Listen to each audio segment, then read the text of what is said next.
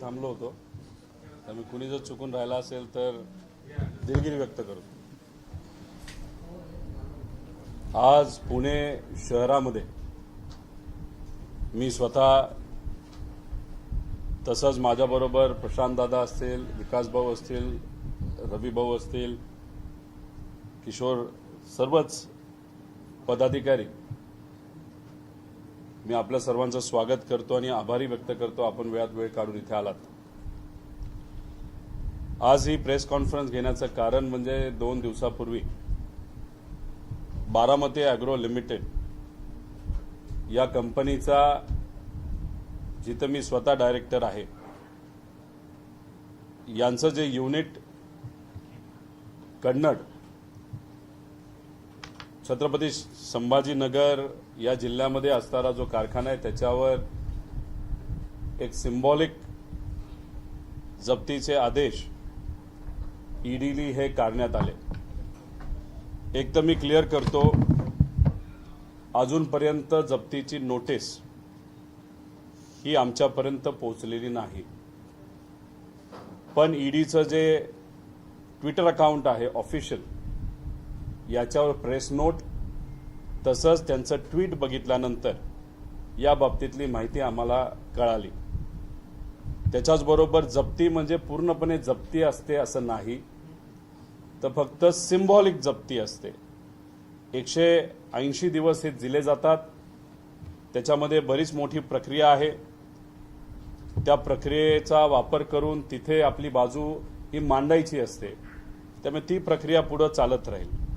त्यामुळे पहिल्यांदा मी सर्व शेतकरी, सर्व कर्मचारी, बँक, सर्व जे घटक या कंपनीवर तसंच या कारखान्यावर अवलंबून आहेत त्यांना मी आश्वासित करतो की अजिबात काळजी करण्याची जरूरत नाही. इथं बोलत असताना बारामती ॲग्रो लिमिटेडच्या बद्दल जर आपण बोललो, 1988 ला ही कंपनी ही आप्पासाहेब पवारांनी सुरू केले, म्हणजे माझे आजोबा. नंतरच्या काळात माझे वडील 2000च्या आसपास या कंपनीमध्ये लक्ष द्यायला त्यांनी सुरुवात केली. त्याच्याही आधी काही वर्षांपूर्वी असेल. त्यानंतर 2007 पासून या कारखान्यामध्ये मी लक्ष द्यायला सुरुवात केली. या कंपनीमध्ये आत्ता 8,500 कामगार आणि कर्मचारी हे काम करतात. म्हणजे कुटुंब सकट जर संख्या घेतली तर 50,000च्या आसपास या कंपनीवर अवलंबून डायरेक्टली असणाऱ्या लोकांची संख्या जाते. कॉन्ट्रॅक्ट लेबर, शेतकरी जे पोल्ट्रीशी निगडीत आहेत, H&T वर्कर्स घेतले, उत्पादक घेतले, तसंच काही छोट्या मोठ्या कंपनीकडनं आम्ही ज्या वस्तू खरेदी करतो, तसंच आपली जी दुकानं आहेत, तर हा आकडा 3-3.5 लाखाच्या आसपास जातो. म्हणजे या कंपनीकडनं फक्त राजकीय दृष्टिकोनातून जर काही लोक बघत असतील तर त्यांना मला सांगायचं आहे की तुम्ही 3.5 लाख लोकांच्या कुटुंबाशी तिथं खेळ करू शकता. जेव्हा केव्हा पूर आला, दुष्काळ पडला, तेव्हा तेव्हा बारामती ॲग्रोली पुढाकार घेऊन जेवढं जमेल तेवढी मदत तिथे असणाऱ्या लोकांना करण्याचा हा प्रयत्न हा खरं तर केलेला आहे. त्यामुळे या कंपनीवर अवलंबून असणारे अनेक लोक आहेत आणि ते एकदम प्रामाणिक लोक आहेत. म्हणजे याच्यामध्ये आम्ही सर्वजण एका कुटुंबासारखं या कंपनीमध्ये काम करत असतो. 2 दिवसापूर्वी जेव्हा ही नोटीस आली तेव्हा एका पोल्ट्रीवर काम करणाऱ्या माझ्या कर्मचाऱ्यांनी मला फोन केला. त्याचा पगार असेल 22,000च्या आसपास. ते 4-5 लोक एकत्रित बसून मला स्पीकरवर फोन ठेवून बोलत होते की दादा, तुम्ही एका मोठ्या शक्तीच्या विरोधात कंपनीच्या आणि आमच्या कुटुंबाच्या हितासाठी लढत आहात. आम्हाला विनंती आपल्याला करायची आहे की ह्याला खर्च हा कोर्टात जाण्यासाठी आणि इतरहीसाठी खूप मोठा असेल. त्यामुळे तुम्ही जर आम्हाला आव्हान केलं तर आम्ही आमच्या 1 महिन्याचा पगार सुद्धा या कोर्ट केस आणि या सर्व गोष्टीसाठी द्यायला तयार आहोत. असे प्रामाणिक लोक या कंपनीमध्ये काम करतात आणि हे सर्व मराठी माणसं आहेत. आता याच्यावर बोलत असताना 8/3/2024 मला नोटीस आली, म्हणजे बारामती अॅग्रोला नोटीस आली, म्हणजे याचं प्रेस नोटच्या माध्यमातून आम्हाला कळालं. या प्रेस नोटकडे आपण जर बघितलं तर ही प्रेस नोटच चुकीची असं आमचं सगळ्यांचं मत आहे. याच्यामध्ये एकतर माझ्या आधी ज्या कारखान्याला प्रेस नोट आली होती, जरांडेश्वर नावाचा हा कारखाना आहे, त्याची प्रेस नोट इथं आहे, आणि हा बारामती अॅग्रो नावाचा जो कारखाना आहे आमचा, याची प्रेस नोट आहे. या दोन्ही प्रेस नोटचा अभ्यास केला तर आमच्या प्रेस नोटमध्ये कट कॉपी पेस्ट केलंय असं कुठंतरी आम्हाला वाटतं. आणि कट कॉपी पेस्ट करत असताना घाई गडबडीने यांच्याकडे खूप मोठ्या चुका झालेल्या आहेत. यांच्यामध्ये असं सांगितलं आहे की MSEBनी ऑक्शन केलं कन्नड SSKचं, आणि त्याची लो रिझर्व्ह प्राइस ठेवली गेली. प्राइस किती ठेवायची, म्हणजे ती कंपनी नाहीतर तो कारखाना, ती मशिनरी जमिनीसकट कितीला विकायचं, हे तिथे असणारे जे काही बँकेचे लोक आहेत, अधिकारी, ते तिथं ठरवत असतात. आमचं त्याचं काही घेणं देणं नाही. ते कमी का जास्त हे 2 मिनिटांनंतर आपल्याला मी याबाबतीत जरा जास्त डिटेलमध्ये तुम्हाला सांगेल. याच्यामध्ये त्यांनी सांगितलंय की एक हायेस्ट बिडर होता जो टेक्निकली डिस्क्वालिफाय झाला. आम्हाला कसं कळणार तो टेक्निकली डिस्क्वालिफाय झाला? खरं तर तिथं त्याली त्या बीडमध्ये कंडिशनल बीड भरलं होतं. म्हणजे तू जर माझ्याशी लग्न करणार असशील तर तुला हुंडा द्यावाच लागेल, ह्याला आपण हुंडा हे कंडिशन म्हणतो. तसं कंडिशनल बीड त्याली टेंडरमध्ये लिहिलं नसताना सुद्धा भरलं होतं. तर तो तिथं कॅन्सल झाला तर त्याला मी काय करणार? आणि त्याच्याच बरोबर ह्याच्यामध्ये फक्त टेक्निकल आणि कमर्शियल असे 2 बीड असतात. तो टेक्निकलमध्येच डिस्क्वालिफाय झाला होता, आणि तिथं निर्णय घेण्याचा पूर्णपणे अधिकार हा बँकेला होता. आता बँकेवर बोर्ड होतं का बँकेवर प्रशासक होतं हे मी नंतर तुम्हाला सर्वांना सांगेन. त्यानंतर एक दुसरा कोणीतरी बिझनेस असोसिएट जो आमच्या परिचयाचा होता, अजिबात नाही. त्यांनी आमच्याकडे काही कामं केली होती, आणि त्याच्याकडे सुद्धा एक वेगळं लायसन्स हे फॅक्टरीचं होतं. ते वेगळे डिटेल्स ते आम्ही ईडीला दिलेले आहेत. आम्ही कुठेही काही लपवलेलं नाही, आणि व्यवहारिक कुठेही आमचे त्यांच्याबरोबर रिलेशन नाहीत. हे ईडीला आम्ही सातत्याने तिथं सांगितलेलं आहे. याच्यामध्ये त्यांनी सांगितलं होतं की it has been establish the acquisition of Kannad SSK by Baramati agro was illegal. म्हणजे हे सगळी प्रक्रिया इलिगल होती, आणि जे काही असेट्स मालमत्ता आम्ही जी विकत घेतली हे प्रोसिड्स ऑफ क्राईम आहे असं त्यांनी इथं लिहिलंय. त्याच्या विरोधात कदाचित आम्ही कोर्टात जाणार आहे. या प्रेस नोटच्या विरोधात कोर्टात झालेलं आहे. कारण याच्यामध्ये जे अलिगेशन केले गेले, याच्यामध्ये शेड्यूल ऑफ जे ऑफेन्सेस आहे याच्यामध्ये PMLA मध्ये हे बसत नाहीत. आमच्यावर नोटीस PMLAच्या अंतर्गत आली, आणि हा जो ऑफेन्स इथं सांगितलेला तो कुठेही आमच्या या केसचा PMLA मध्ये बसत नाही. आणि हा जो दुसरा कारखाना आहे त्याच्या खूप खोलात जर तुम्हाला जायचं असेल तर बरंच काही तुम्हा सर्वांना मिळेल. ह्याच्यात आपल्याला त्याच्यावर बोलून काय करणार नाही. दुसरं, ह्याच्यामध्ये आणि आमच्या इतर लोकांमध्ये जो फरक आहे, बारामती अॅग्रो एकच कंपनी. बारामती अॅग्रोमध्ये दुसरे कोणी इन्व्हेस्टर आहेत का? नाही. बारामती अॅग्रोमध्ये काळा पैसा लपून छपून कुठेतरी कोणाच्या तरी अकाउंटमध्ये टाकून हा बारामती अॅग्रोमध्ये आलाय का? अजिबात आलेला नाही. डमी कंपनीचा वापर केलाय का? अजिबात केलेला नाही. बारामती अॅग्रोमध्ये जो सर्व पैसा आहे तो घामाचा पैसा आहे, कष्टाचा पैसा आहे, बँकेचा पैसा आहे. त्याच्यामध्ये कुठेही ब्लॅक मनी ज्याला आपण म्हणतो, काळा पैसा ज्याला म्हणतो, जो दुसऱ्याचा पैसा असतो तो फिरून आणला जातो, तसं कुठेही याच्यामध्ये दिलेलं नाही. जे कदाचित बाकीच्या कंपनीमध्ये असू शकतो, आणि त्यांना तसं आज अडचणीचं नाही, कारण का त्या बाकीच्या कंपनीचे जे प्रमुख आहेत ते सर्व आता भाजप बरोबर गेलेले आहेत. याबद्दल मी खूप खोलात तरी जाणार नाही दुसऱ्या कंपनीचं, कारण मला त्याच्याबद्दल जास्त बोलायला काही वाटत नाही. ह्याच्यामध्ये एक नाबार्डची एन्क्वायरी झाली होती 2009-10 याच MSE केसच्या बाबतीत. आता महाराष्ट्र स्टेट कोऑपरेटिव्ह बँकेचा हा विषय आहे. याच्यात असं ॲलिगेशन केलं गेलं होतं की तिथं असणारे डायरेक्टर, ज्याच्यामध्ये मोठे मोठे नेते आणि बरेच लोकांची नावं आहेत, त्यांनी एकत्रित बसून एक सर्कल तयार केलं आणि हे सगळे जे महाराष्ट्र स्टेट कोऑपरेटिव्ह बँकेचे कारखाने आहेत ते स्वस्तात मित्रांना नाही तर कुटुंबाला दिले, असं ॲलिगेशन हे या केसमध्ये सुरेंद्र अरोरानी केलेलं आहे. आता या डायरेक्टरमध्ये रोहित पवार कुठेही नाही. तसंच एक तुम्ही सर्वात महत्वाची गोष्ट समजून घ्या की ह्याच्यामध्ये कुठेही डायरेक्टर असताना कन्नडला विकलं गेलं नाही. ॲडमिनिस्ट्रेटर 7/5/2011 2 IAS अधिकारी ॲडमिनिस्ट्रेटर तिथं आले, आरबीआयने तिथं नियुक्त केले. ॲडमिनिस्ट्रेटर तिथं आला तर मग तिथं कोणाचा काका पुतण्या कुणी असेल बोर्डात काही फरक पडत नाही, कारण बोर्ड हे बरखास्त झालं होतं. आणि 2011 नंतर बारामती ॲग्रो या कंपनीने हा कारखाना विकत घेतला.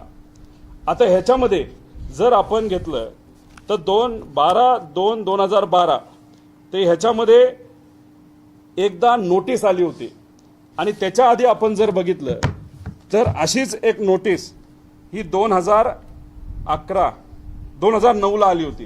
हे त्याचे पेपर आहेत, कन्नड विकायचं आहे म्हणून. 2009ला जेव्हा नोटीस आली होती तेव्हा त्याची किंमत ही 32 कोटी रुपये होती. 2009ला तिथं बोर्ड होतं. ॲलिगेशन झालं कदाचित बरोबर असू शकतं, 32 कोटी रुपयाला ते विकणार होते, पण तेव्हा एक सुद्धा व्यक्ती त्या कारखान्याला कन्नडला घ्यायला इच्छुक नव्हता, 32 कोटी असताना सुद्धा. ॲडमिनिस्ट्रेटर 2011ला जेव्हा आलं त्यांनी परत एकदा नोटीस काढली आणि 32 कोटीवरनं आकडा नेला 45 कोटीवर.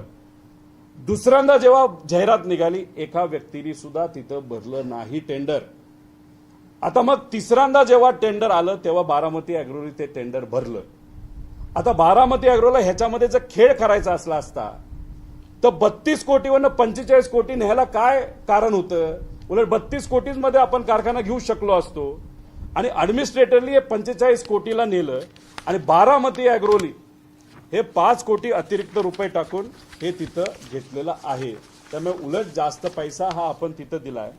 आणि ह्याच्यामध्ये आपण जर बघितलं तर आचारसंहिता 2019 विधानसभेची 27 सप्टेंबरला लागली आणि तिथं EOWली सर्व MSCB म्हणजे कोऑपरेटिव्ह बँकेच्या सर्व डायरेक्टर्सला तिथं नोटिसेस काढल्या 26/8/2019ला. तेव्हा भाजपचं सरकार होतं आणि त्याच्यामध्ये हे सर्व नेते होते जे आज कुणीतरी उपमुख्यमंत्री आहेत, कुणीतरी कुठला तरी नेता आहे, कुणीतरी कोल्हापूरचे आहेत, ते सुद्धा मंत्री आहेत असं आम्हाला कळतं.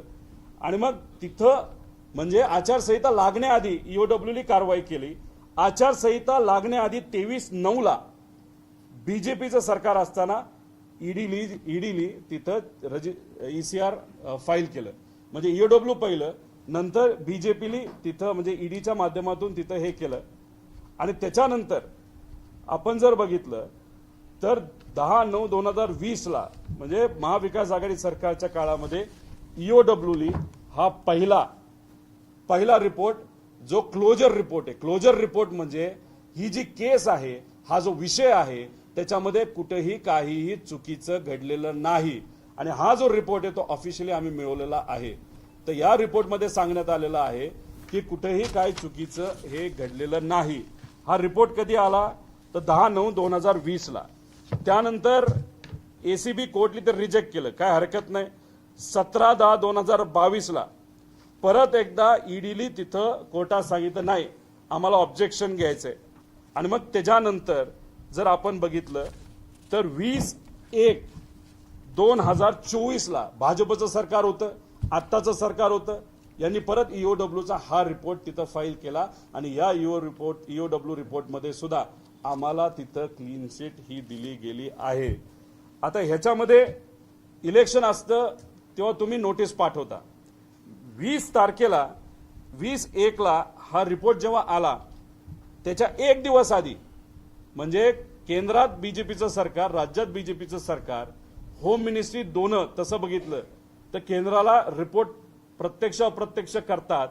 म्हणजे मला नोटीस आली 19/1/2024ला आणि EOWने हा रिपोर्ट कधी फाईल केला 20/1/2024ला.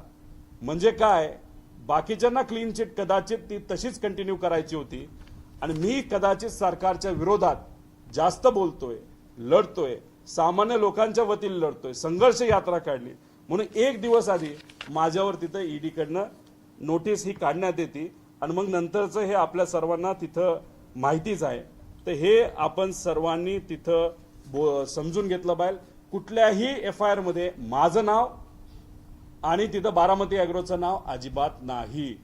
तरी सुद्धा याच्यामध्ये माझं नाव हे सातत्याने घेतलं गेले आणि तुम्ही जर रिपोर्ट बघितला EOWचा त्याच्यामध्ये क्लिअरली लिहिलेलं आहे याच्यामध्ये काहीही चुकीचं घडलेलं नाही बारामती ॲग्रो आणि कन्नडच्या बाबतीत, असं स्पेसिफिकली त्याच्यामध्ये लिहिलेलं आहे. मग हे सगळ्या गोष्टी ईडीकडे असताना तर मग मुद्दामूनच कुठंतरी एक वेगळं राजकारण केलं जातंय का? इलेक्शनच्या आधी मी शांत बसावं, इलेक्शनला कुठं फिरू नये म्हणून एक नोटीस की दिली जाते का? आणि मग ही नोटीस दिली जात असताना आमचं असं एक मत आहे की मग केंद्रातल्या सरकारला असं म्हणायचंय का राज्यातल्या पोलिसांवर त्यांचा विश्वास नाही? कारण EOW हे राज्य पोलीसच्या अंडर येतं आणि त्यांनी रिपोर्ट दिला असेल, तो आता चर्चेत आहे, डिस्कशनमध्ये आहे, तर तुमचा त्यांच्यावर विश्वास नाही असं कदाचित अप्रत्यक्षपणे तिथं ते सांगतात. आणि ह्या सगळ्या गोष्टी असताना सुद्धा तिथं मला अडचणीत आणण्याचा प्रयत्न हा केला जातोय, बारामती ॲग्रोला केलं जातंय, त्या पूर्ण बारामती ॲग्रो कुटुंबाला हा अडचणीत आणण्याचा प्रयत्न हा केला जातोय. म्हणजे पहिल्यांदा फाईल केल्यानंतर 2 वर्ष ईडी शांत बसले आणि जेव्हा सत्ता इथं राज्याची बदलली आणि जेव्हा पक्ष फुटला त्याच्यामध्ये अजितदादांनी त्यांच्या नेत्यांना घेऊन आणि आमदारांना घेऊन वेगळा पक्ष नाही तर जुनाच साहेबांचा पक्ष हा ताब्यात घेतला, चोरी केला. त्यानंतर खरं तर ह्या कारवाई जोरात माझ्यावर सुरू झाल्या. ज्याच्यामध्ये एकदा नोटीस आली तेव्हा आमचे एम्प्लॉई गेले, त्यांनी माहिती दिली, मला नोटीस आली, मी स्वतः तिथं गेलो, जे काय डॉक्युमेंट आहे ते तिथं दिलं. मी अजून सुद्धा सांगतो अधिकाऱ्यांचं त्याच्यामध्ये ईडीच्या चुकीचं काही नाही, मी त्यांना सहकार्य करतो, ते त्यांचं काम करतात. दुसऱ्यांदा तिथं गेलो, जे जे काय मागितलं ते सगळं दिलेलं आहे. त्यानंतर जेव्हा तिसऱ्यांदा माहिती मागितली तेव्हा 22/2/2024ला सगळी माहिती आम्ही दिली होती. आणि मग आता अचानक लोकसभेची आचारसंहिता लागण्यापूर्वी अशा पद्धतीने तिथं ते जर कारवाई करत असतील तर मग ह्याला आपण काय म्हणायचं? खरं तर अधिवेशनामध्ये सुद्धा मी जेव्हा बोलत होतो तेव्हा माझे काही मित्र आमदार त्यांनी सांगितलं तुझ्या एकदा ईडीची कारवाई झाली, तू जरा शांत बस, विधानसभेमध्ये अजिबात बोलू नको, काही कुठला मुद्दा किती महत्वाचा असेल उद्याचं उद्या बघू, आता तरी तू निवांत बस, नाही तर तुझ्या कुटुंबावर तुझ्यावर कारवाई केली जाईल, तू अडचणीत येईल. मी त्यांचं न ऐकता तिथं फक्त लोकांची बाजू मांडली, अधिवेशनात बोललो आणि आता माझा कारखाना जप्त करण्याचा प्रयत्न हा ईडीकडनं केला जातोय. आता ह्याच्यामध्ये आपण कोर्टात गेलो, आपण खोलात गेलो तर कुठेही त्यांनी केलेली कारवाई ही कोर्टात टिकू शकत नाही असा आत्मविश्वास आम्हा सगळ्यांना आहे. त्यामुळे आम्ही या बाबतीत कुठेही घाबरत नाही. आता हे जे अॅक्युज्ड आहेत, माझं तर नाव अॅक्युज मध्ये नाही, म्हणजे मी चोरी केली नाहीच, पण ज्या लोकांचं नाव अॅक्युज म्हणून आहे त्यातले 70% लोक हे BJP नाहीतर अजित पवार राष्ट्रवादी जे आहे त्या पक्षात, नाहीतर एकनाथ शिंदे साहेबांच्या पक्षातले लोक याच्यामध्ये आहे. याच्यामध्ये 70% लोक ती आहेत. आता ह्याच्यामध्ये मी कारखाना तर 5 कोटीला महाग घेतला, पण ह्याच्यामध्ये ज्या लोकांनी कारखाने विकत घेतले त्या लोकांची यादी बघितली, हे पिवळं पिवळं जे तुम्हाला दिसतंय ते BJPची लोक आहेत, नाहीतर BJP बरोबर आत्ता गेलेली लोक आहेत ज्यांनी कारखाना माझ्यापेक्षा कितीतरी स्वस्त घेतलाय. काही लोकांनी तर 50 रुपयाचा कारखाना 20 रुपयाला घेतलाय, आम्ही तर 50 रुपयाचा कारखाना 55 रुपयाला घेतलेला आहे. त्यामुळे अशा पद्धतीने राजकारण हे केलं जातंय. खास करून एकाही व्यक्तीवर आज कारवाई केली गेली नाही, न या यादीतली, डायरेक्टरच्या यादीतली, न या यादीतली. आणि मी नावं वाचून सांगणार नाही कारण मी द्वेषाचं राजकारण करत नाही. माझ्यावर केस आली, मी स्वतः लढणार आणि ही केसमध्ये मी जिंकणार. आणि एकच पूर्वी सुद्धा सांगितले आणि ह्याच्यामधून सगळेच निर्दोष त्याच्यामधून निघणारे, चोरी केली असली नसली, मी तरी केली नाही कारण ॲडमिनिस्ट्रेटर त्यावेळेस होता, पण ही पूर्ण केस एका विषयावर होती. याच्यात सगळे डिटेल्स आहेत, कोण किती स्वस्तात कारखाना घेतला. त्यामुळे हे सगळे मुद्दे आज तिथं आहेत. आणि त्याच्याच बरोबर आपण जर बघितलं म्हणजे आज अनिल देशमुख साहेबांवर आहे, संजय राऊतांवर केस चालू आहे, प्राजक्त तनपुरेंवर चालू आहे, एकनाथ खडसेंवर चालू आहे, अनिल परब असतील, किशोरी पेंडेकर, रवींद्र वाईकर असतील, राजन साळवी असतील, वैभव नाईक असतील, सूरज चव्हाण असतील, झारखंडमध्ये आता हेच चाललंय, मुख्यमंत्री, माजी मुख्यमंत्री, दिल्लीमध्ये मुख्यमंत्री, बंगाल, बिहार, सगळ्याच ह्या केसेस चालू आहेत. आणि ह्या केसेस काय चालू आहेत तर लोकसभा आज डोळ्यासमोर आहे असं आमच्या सगळ्यांचं मत आहे. आता ह्याच्यामध्ये जेव्हा पवार साहेबांचं नाव घेतलं गेलं होतं, त्यांचं तर या बँकेशी काही दूरपर्यंत संबंध नाही, पण तेव्हा सुद्धा पवार साहेबांचं नाव घेतलं गेलं होतं. आणि ते नाव घेतलं गेल्यानंतर पवार साहेब स्वतः तयार झाले होते ईडीकडे जायला. ईडी नंतर नरमली, नका येऊ लोक यायला लागली. पण त्याच्यामध्ये एकनाथ खडसे साहेब जेव्हा बीजेपीमध्ये तेव्हा विरोधी पक्ष नेता होते, तेव्हा विरोधी पक्ष नेतापूर्वी ते राहिले होते, तेव्हा त्यांनी काय सांगितलं होतं, मी या केसचा फॉलोअप स्वतः घेत होतो, पण ह्याच्यामध्ये कुठेही पवार साहेबांचं नाव नसताना सुद्धा ईडीने त्यांच्या अगेन्स्ट नोटीस का काढली हे मला तरी माहित नाही. अण्णा हजारेंच्या बाबतीत सुद्धा ज्यांनी या केसमध्ये, जी मगाशी तुम्हाला अरोराची केस सांगितली त्याच्यामध्ये ते सुद्धा पार्टी आहेत, ते स्वतः म्हणतात या घोटाळ्यामध्ये कुठेही अजित पवारांचं नाव, शरद पवारांचं नाव नाही. अजित पवार, माफ करा, थोडं पूर्वीचे संबंध असल्यामुळे शरद पवार साहेबांचं नाव नसताना सुद्धा पवार साहेबांचं नाव हे का घेतलंय अण्णा हजारे म्हणतात मला सुद्धा माहित नाही, हे चुकीचं आहे. त्यामुळे पवार साहेबांच्या बाबतीत ईडीने केस तिथं केली होती. तिथं बँगलोरमध्ये आपण जर बघितलं तर तिथं 2 शेतकरी ज्यांना राहायला सुद्धा घर नाही अशा शेतकऱ्यांवर सुद्धा ईडीने कारवाई केली. अधिकारी करतात माहित नाही, कोण करतं हे आपल्याला सांगता येणार नाही. तसंच आपण सेक्शन 88च्या अंतर्गत, कोऑपरेटिव्ह ऍक्टच्या अंतर्गत एक असाच तपास झाला होता आणि त्या तपासामध्ये सुद्धा कन्नडच्या बाबतीत काही चुकीचं घडलं नाही असं कोऑपरेटिव्ह रिसर्च, कोऑपरेटिव्हचा जो काही अहवाल आहे त्याच्यामध्ये त्यांनी सांगितलं आहे. त्यामुळे या बाबतीत आम्ही कोर्टात जाऊ शकतो, फक्त आम्हाला नोटीस यावी लागेल. नोटीस आल्यानंतर नक्कीच त्या बाबतीत आम्ही थोडंसं लक्ष घालून वकिलांचा मदत घेऊन आम्ही तिथं जाणार आहोत. मला जे कळालेलं आहे, खरं खोटं माहीत नाही, नोटीस येईल याचा एक अंदाज मला होता, पण तरी सुद्धा लोकांच्या वतीने मी लढत राहिलो. पेपर फुटीपासून शेतकऱ्यापर्यंत, शहरीपासून ग्रामीणपर्यंत कुठेही न घाबरता लोकांच्या, युवा पिढीच्या हितासाठी मी लढत राहिलो. युवा संघर्ष यात्रा आम्ही सर्वांनी मिळून काढली.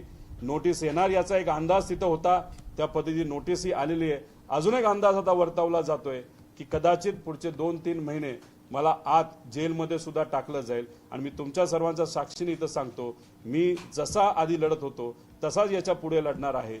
आणि हे करत असताना जर उद्या मला काही जेल झाली तर मी कार्यकर्ते आणि सर्व पदाधिकारी आणि खास करून नागरिकांना विनंती करेल, हे जे चाललं आहे हे चुकीचं चाललं आहे. जर कुणी कष्टातून एखादी कंपनी मोठी करत असेल आणि त्याच्यावर अशा पद्धतीने कारवाई होत असेल तर ह्या द्वेषापोटी केलेल्या कारवाईत फक्त महाराष्ट्रासाठी आणि लोकांच्या हितासाठी मी जर लढत असेल आणि तर मला कारवाई केली जात असेल तर उलट मी म्हणेल या कारवाईचा मला अभिमान आहे. कारण का जे मुद्दे मी मांडत आहे ते खऱ्या अर्थाने दिल्लीला आणि इथं असणाऱ्या राज्य सरकारला त्या अडचणीच्या वाटत आहेत. आणि मी तुमच्यासाठी लढत राहील, जेलमध्ये टाकलं तरी चालेल. पण जर तसं काही घडलं तर मला एकच आपल्या सर्वांना विनंती करायची आहे की आपल्याला लढावं लागेल, कारण हा अस्मितेचा विषय झालेला आहे.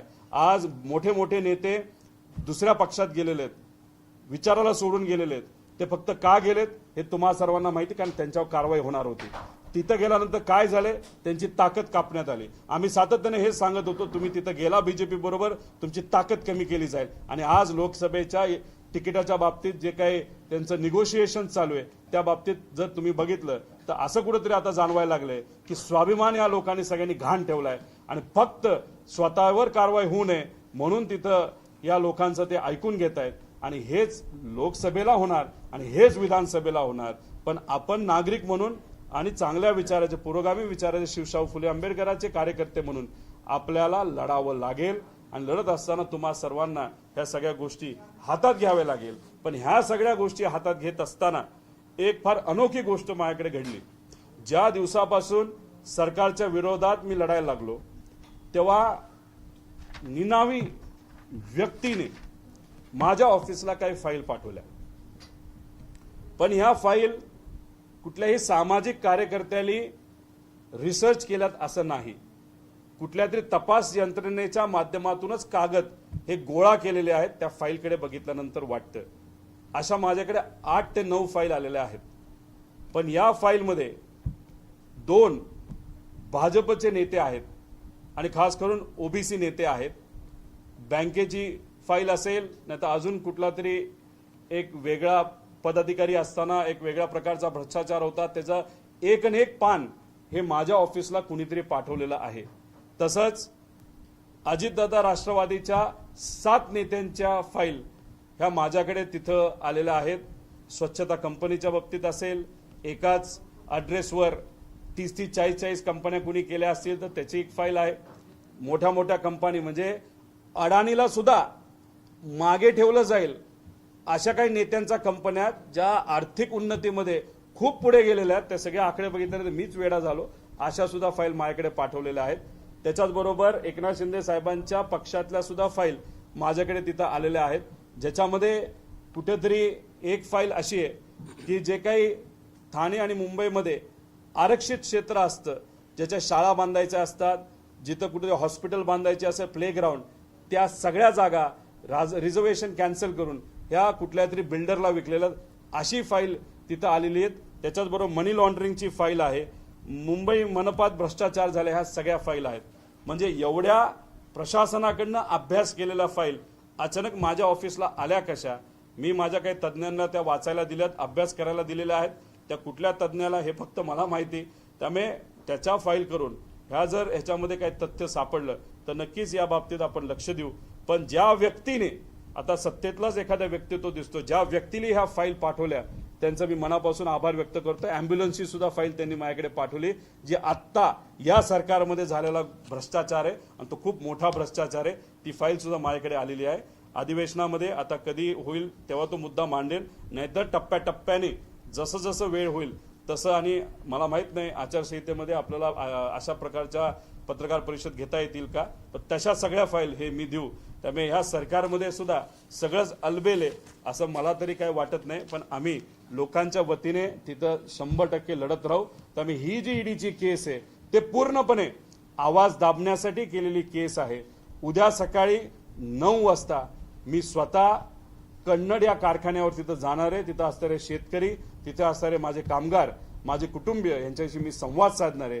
त्यांच्याशी बोलून मग सांगोल्यानंतर माझा मतदारसंघ, अशा पद्धतीने पुढचे बरेच दिवस हे लोकांचा आवाज म्हणून तिथं आम्ही सर्वजण लढत राहणार.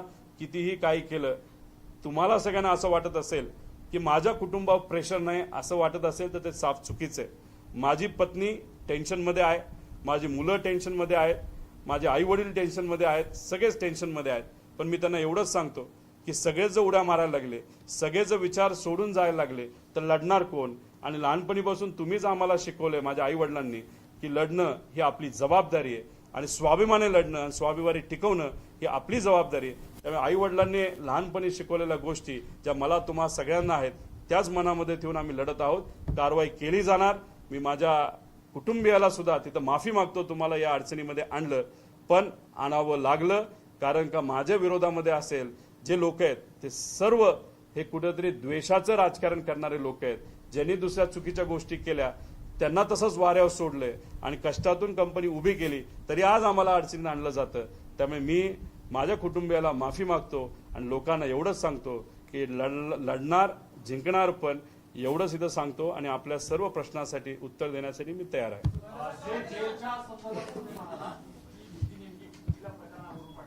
याच प्रकरणावरनं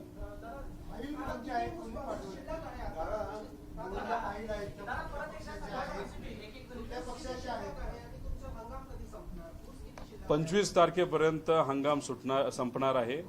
आणि मी आपल्यालाही सांगतो, शेतकऱ्यांना सांगतो की कुणीही कारखाना बंद करू शकत नाही, ती प्रोव्हिजनल आहे.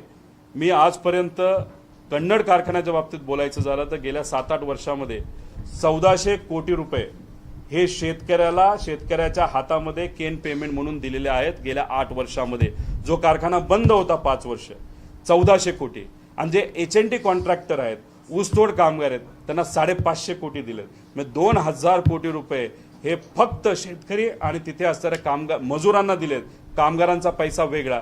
अशी एखादी कंपनी, एखादी फॅक्टरी जर तुम्ही बंद करणार असाल तर मग अडचणी ह्या सामान्य लोकांच्याच वाढतात, असं मला इथं नमूद करायचं.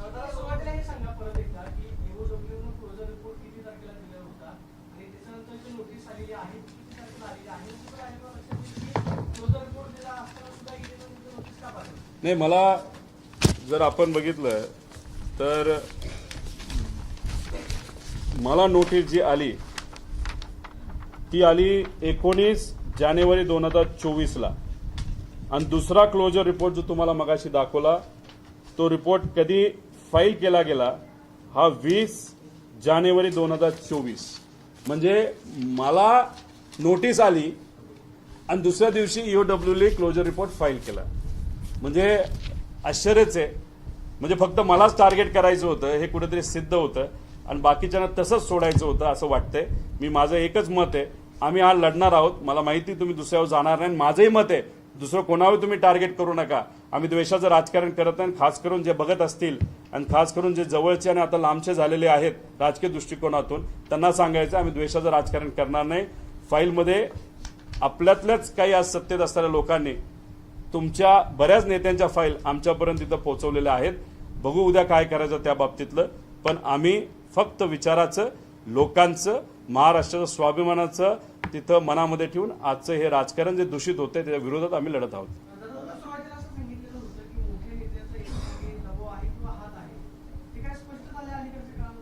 2 वर्ष कुठेही काही कारवाई ईडीकडनं झाली नव्हती. ईडी ही यंत्रणा केंद्र सरकारकडे होती. केंद्र सरकार बीजेपीचं होतं. मग 2 वर्ष तुम्ही कुठलीही कारवाई माझ्यावर का नाही केली? पण मग जेव्हा राष्ट्रवादी पक्ष हा फुटला आणि त्यानंतर काही नेते दुसरीकडे जाऊन सत्तेत गेले, त्यानंतर बरं ही प्रक्रिया जरा फास्ट झाली. आणि ही प्रक्रिया किती फास्ट झाली, जे नेते पलीकडे गेलेले आहेत त्यांनी कुठेतरी केंद्राला सांगितलं का राज्याला सांगितलं हे मला तरी माहीत नाही. कारण का जी यंत्रणा आहे ती फक्त बीजेपीचंच ऐकते.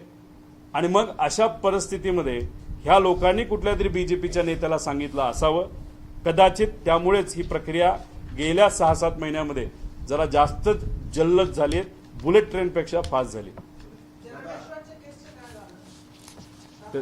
जरंडेश्वरच्या केसचं काय झालं त्यांनाच माहिती.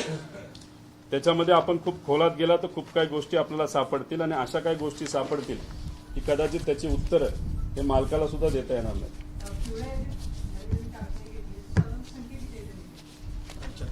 75 आहे ना. नाही, मी कोणावर कारवाई करा असं म्हणणार नाही.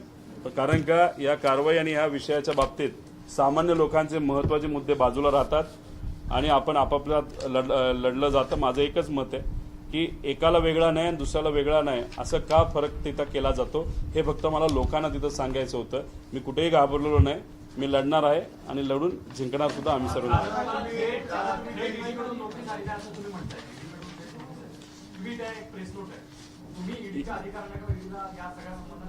त्यांच्याशी फोनवर चर्चा झाली. ते म्हणतायत डिस्पॅच करू केले का नाही माहीत नाही. डिस्पॅच केल्यानंतर 5-6 दिवसात ते येईल.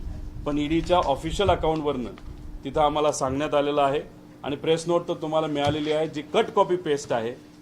बरं झालं आमचं नाव त्यात टाकलं, नाही तर अजून 4 कंपनीचं नावं त्याच्याबरोबरच टाकली असती तर मग फारच वेगळं वातावरण तिथं निर्माण झालं असतं. पण या प्रेस नोटवर पण कदाचित आम्ही कोर्टात जाण्याची शक्यता आहे.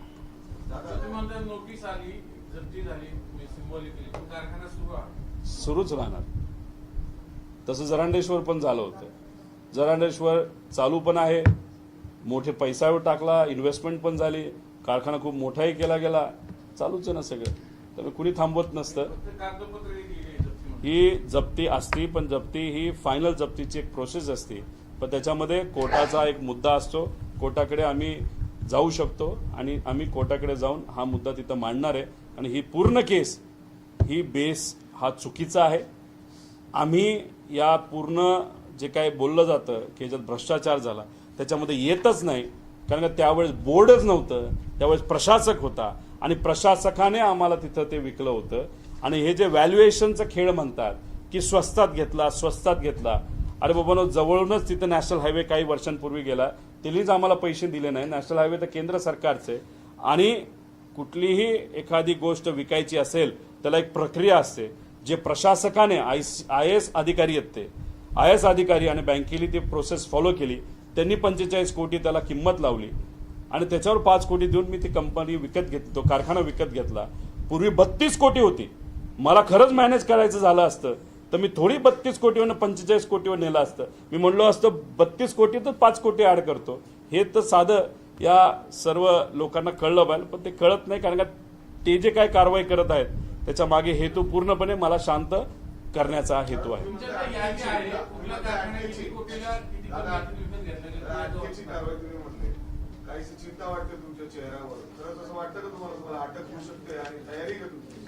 नाही, माझी अटक होण्याची तयारी असल्यामुळेच तर मी लढतोय ना. नाहीतर मला तयारी नसती तर आज सत्तेत जाऊन बसलो असतो, एखादं पद घेतलं असतं, कंपनी सेफ केली असती. पण तसं कुठेही न करता आज मी जे लढत आहे तो एक विश्वासानेच लढत आहे. त्यामुळे आम्ही घाबरणारे नाही, पूर्णपणे तयारी आहे आणि तयारीने लढणार. आणि उद्या जर काही कारवाई केली तर आहेत ना हे सगळे लोक, महाराष्ट्राची जनता लढण्यासाठी. पण जर सगळेच पळून जायला लागले तर लढणार कोण? आणि आज जे काय चाललंय महाराष्ट्रामध्ये अतिशय वाईट चाललंय. शेतकरी अडचणीत, कष्टकरी अडचणीत, बेरोजगार युवा अडचणीत, शहरात वाटोळं झालंय, खर्च नुसते वाढलेले आहेत, उत्पन्न कुठं वाढेना. याबद्दल कुणी आज काय बोलेना, मदत तर कोणालाच काय मिळेना. आज जे काय चाललंय टाइमपासच चाललंय. आरक्षणाच्या बाबतीत खेळवलं जातं, वाद निर्माण केला जातो, दोन समाजामध्ये वाद निर्माण करून नुसतं तिथं वातावरण गरम ठेवायचं, राजकीय पोळी भाजायची. हे काही योग्य नाही. आणि महाराष्ट्राच्या ह्याच्यावर गुजरातचा विकास या सरकारच्या माध्यमातून केला जातो.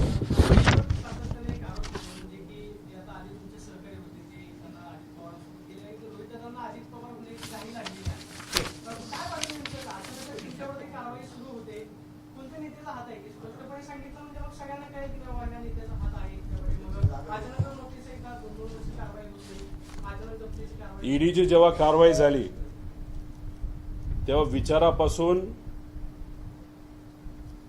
सर्वच गोष्टीची जागा कुणी बदलली? ज्यांनी बदलली ते तुमचे आजचे नेते, त्यांना विचारा. मी कोणाची जागा कशाला गेला? मी जिथं आहे तिथंच आहे. ईडीने कारवाई केली तरी मी तिथंच आहे. त्यामुळे मी कोणाची जागा कशाला घेईल? ज्यांनी जागा बदलली, ज्यांनी विचार बदललाय, ज्यांनी आज सत्तेत जाण्याचा निर्णय घेतलाय आणि तिथं जाऊन दिल्लीला जाऊन मुजरा करावा लागतो, त्यांना जाऊन तुम्ही विचारा काय परिस्थिती आज तिथं आहे आणि त्यांना तो प्रश्न करा. उगाच बातम्या व्हाव्यात म्हणून टिमकी वाजवतोय दर 2 दिवसाला, त्याला म्हणून आता शांत बसा, मतदारसंघात लक्ष द्या. तिथली जनता त्यांना उत्तर देईल. कारण का तिथली जनता स्वाभिमानी जनता आहे.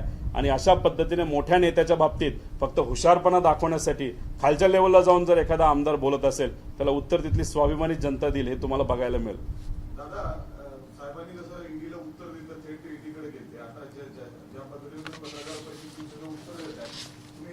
साहेबांना सांगितलंय का, परत तयारी दर्शवली का तुम्ही दोघं एकत्र जाऊन ईडीला उत्तर देताल असं काय? कारण पत्रकार परिषद तुम्ही घेताय. राजकारणाच्या सुरुवातीला कुठं एखादं चुकीचं वक्तव्य जर झालं, जे आजपर्यंत योगायोगाने आणि चांगल्या दृष्टिकोनातून कुठेही माझ्याकडनं झालेलं नाही. पण वक्तव्याकडं नाही तर माझ्या भूमिकेकडे साहेबांचे नेहमी लक्ष असायचं, आत्ता सुद्धा आहे. पण गेल्या 7 वर्षामध्ये माझ्याकडनं बोलताना वागताना कुठेही काही चुकलं नसल्यामुळे ही जी प्रेस कॉन्फरन्स मी इथं घेत आहे, मी माझ्याच हिमतीवर आणि माझ्याच सगळ्या रिसर्चवर तिथं घेत आहे. आणि मला विश्वास आहे की साहेबांचा सुद्धा याला अप्रत्यक्षपणे पाठिंबा आहे. कारण का साहेबांचं नेहमी बोलणं असतं, खरं काय ते लोकांना सांग. आणि मी इथं खरं कायच ते लोकांना तिथं सांगतोय. मगाशी तुम्ही जो प्रश्न केला होता कुणी किती रुपयाला घेतला ते मी सांगणार नाही, पण मी एकच सांगतो, मी घेतला होता 50 कोटीला. पण कारखाने किती रुपयाला विकले गेलेत? 17 कोटी, 15 कोटी, 14 कोटी, 18 कोटी, 14 कोटी, त्यानंतर 31 कोटी, 12 कोटी, त्यानंतर 33 कोटी, 45 कोटी, 37 कोटी, 16 कोटी, 44 कोटी. एक तर कारखाना 4 कोटीला विकला गेला आणि मी विकत घेतलाय 50 कोटीला.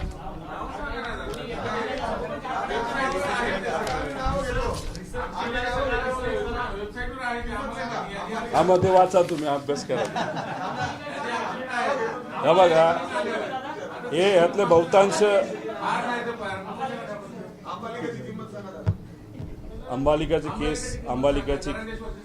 अंबालिकाची केसेस वेगळी आहे आणि जरांडेश्वरची पण केस वेगळी आहे. तो PMLAचा विषय आहे. माझा विषय तो PMLAचा नाही. PMLA म्हणजे निधीच्या बाबतीतलं कन्फ्युजन असणं. माझ्या बाबतीत कन्फ्युजनच नाही.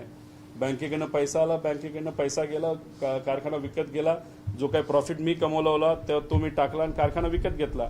इकडनं आला तिकडनं आला हा विषय माझ्या बाबतीत तरी नाही.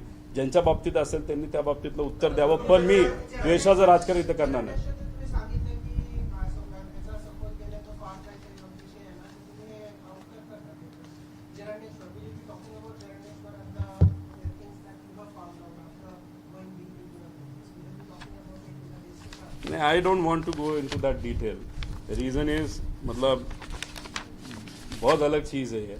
मतलब इसमें अगर आप डिटेल में बहुत जाओगे तो आप समझ सकोगे कि लोगों ने भूमिका क्यों बदली.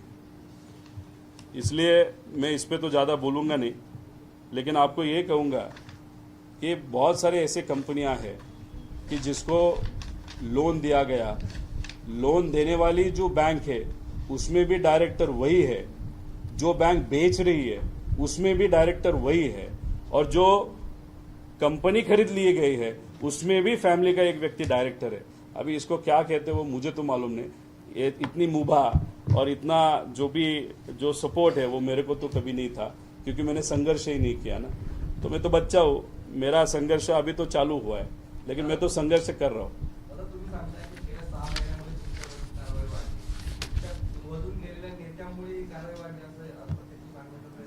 ठीक आहे ना, एखादी व्यक्ती जर सांगत असेल कारवाई करा, बटन दाबणारे कोण आहेत? सत्तेतलेच आहेत ना, बीजेपीचे ना. मग बटन दाबणारे पण तेवढेच जबाबदार आणि सांगणारे पण तेवढेच जबाबदार. पण त्यांनी त्यांचं काम करावं. आमची जबाबदारी काय हे आम्हाला माहिती. लोकांबरोबर थांबायची आणि महाराष्ट्र स्वाभिमानासाठी लढायचं, आणि ती आम्ही आमची जबाबदारी पार पाडतोय न घाबरता. व्यक्तिगत काय अडचणीत मला माहिती आहे ना. जेव्हा कामगार टेन्शनमध्ये येतो, शेतकरी टेन्शनमध्ये येतो, अरे कारखाना बंद होणार आहे का, बँक तिथे टेन्शनमध्ये येतात, तर ह्या सगळ्या गोष्टी मला माहिती आहे ना. अरे किती अडचणीतून हे सगळी कंपनी बाहेर काढली हे मला माहिती आहे. मला माहिती आहे ह्या सगळ्या गोष्टींमुळे माझे पुढचे 2-3 वर्ष कदाचित अडचणीचे जाऊ शकतात. पण मला हेही माहिती आहे की अनेक वेळा कंपनी अडचणीत येऊन सुद्धा मी बाहेर काढलेला आहे.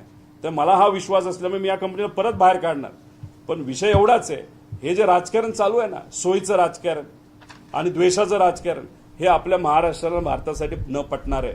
आणि ह्यांना जर वाटत असेल की ह्या लोकांसारख्या भूमिका बदलून पळून आम्ही जाणार आहे, तर अजिबात नाही. आम्ही इथं आहे तिथं आहे, आम्ही लढत राहणार. आणि दुसरं कसं असतं, पूर्वी मार्गदर्शनाखाली काम करणं हे वेगळं असतं. पवार साहेबांच्या मार्गदर्शनाखाली हे सगळे नेते काम करत होते. जेव्हा हे प्रमुख झाले आणि जेव्हा तिथं वाटाघाटी करायची वेळ येते, आपला शब्दच चालत नाही. हे आता दिल्लीला दिसायला लागले. 4-4 वेळा जावं लागतंय, बसावं लागतंय. जबाबदारी सोपी गोष्ट नसती. आम्ही लहान आहोत, आम्ही बच्चे आहोत, पण ही जी जबाबदारी आज आम्ही आमच्या खांद्यावर घेतलेली आहे ती अचानक आलेली आहे. पण ती जबाबदारी घेऊन आम्ही लढतोय ना. तुमच्यावर आता जबाबदारी आहे पक्षाची. आधी तिकीट तर आणा तुम्ही, 10 तिकीटं तुम्ही जे पूर्वी सांगितली होती. तुम्ही नंतर बोला काय करायचं. 990 आता बघा 3 म्हणजे पुढं आमदारकीला तर 20 वरच येत आहेत ते. म्हणून तर सांगतो 22 लोक आमच्याकडे परत येतील आणि 12 लोक बीजेपी मध्ये जातील. आणि मगाशी तो तुम्ही बोलला, जे आमदार मोठे झालेत साहेबांवर बोलणारे, ते पहिले जातील बीजेपी बरोबर. पूर्वीपासून बीजेपी. अजून कुठला?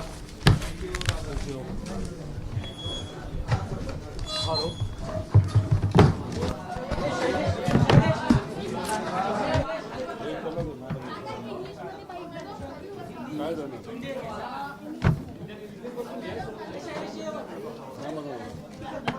नाही, इंग्लिश मध्ये टोटल 35 लाख.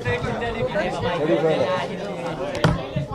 हिंदी घेताय काय घेता? मग थांबा ना, मग ते तुमचं कॅमेरा कुठे आहे?